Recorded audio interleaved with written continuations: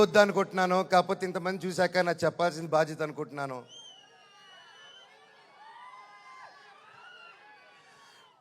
ఎన్నో ఈ మధ్యకాలంలో ఎన్నో జరిగాయి, ఎన్నో ఇబ్బందులు పడాను, ఎన్నో చూస్తున్నారు అందరూ. కానీ కట్టుబట్టలతో రోడ్డు మీద పెట్టారు. నా పిల్లల బట్టలు, మా ఇంట్లో వాళ్ళ బట్టలు ప్రతి ఒక్కటి చిన్నప్పటి నుంచి పెట్టుకుంది ఏది లేకుండా రోడ్డు మీద పెట్టారు ఒక ఊరికి వెళ్ళి వచ్చేసరికి. అండ్ బయటికి ఎక్కడికైనా వెళ్ళేదానికి కార్లు కూడా లేవు, కార్లు తీసుకెళ్ళిపోయారు. కానీ అన్న నాకేమైంది తెలుసా అన్న, శివుడు ఏ రూపంలో వచ్చాడు తెలుసా అన్న, ఫ్యాన్స్ రూపంలో వచ్చారన్న. ఇంటి బయట 20 కార్లు పెట్టారన్న నాకు వచ్చి. వాళ్ళే తీసుకొచ్చి ప్రతి ఒక్కరు వచ్చి అన్న మేమున్నాం అని నిలబడారు.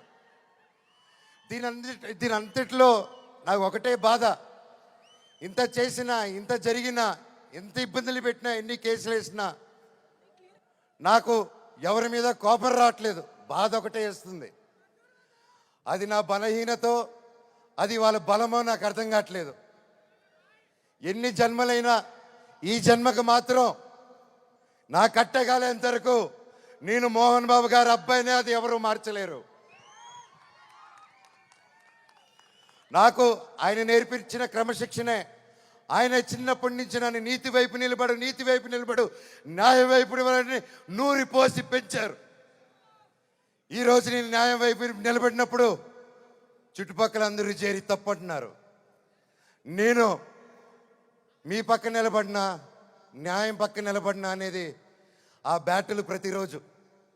కానీ ఏదేమైనా, ఎన్ని జన్మలు ఎత్తినా మీరే నా దేవుడు, మీరే నా తల్లి, మీరే నా తండ్రి. మీకు ఎప్పుడు నేను బిడ్డనే. మీ దేవుళ్ళు ఎప్పుడు మా అందరికి ఉండాలని కోరుకుంటున్నాను.